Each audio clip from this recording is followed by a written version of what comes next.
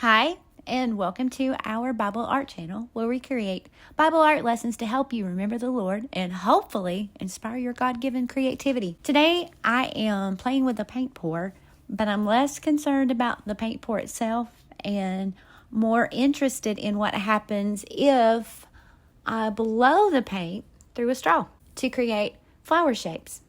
My paint mixture is 60% glue, Elmer's glue, 40% water, and that's the base. And then to that base, I'm going to add white acrylic paint, stir that up, and I'm going to cover my canvas, even to the edges. I also mix the base with various colors to puddle on top of that white paint.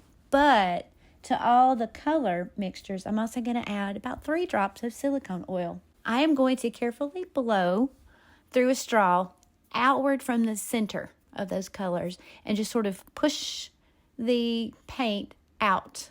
And I'm going to go all the way around in a circle so that it will create like a petal on a flower. And if I want an area to have more color, I can just add more paint.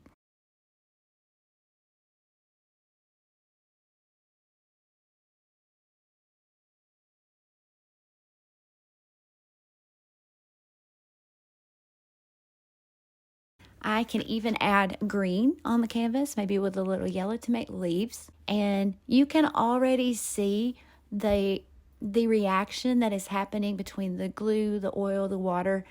You see the little bubbles and the little cells that are forming. The paint's kind of pushing away. Let's see if anything else happens when I apply a little heat to it from the hairdryer.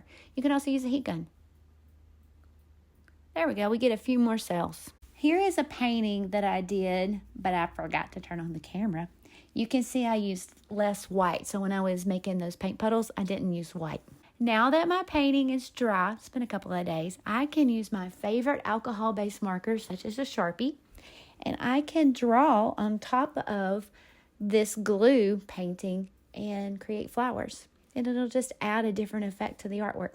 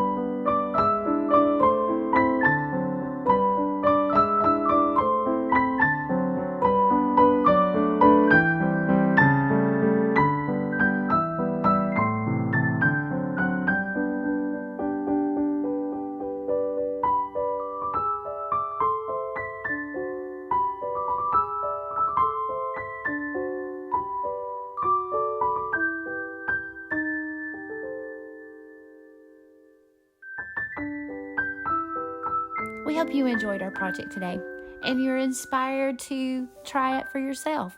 Until next time, use your God-given creativity to forget not the Lord.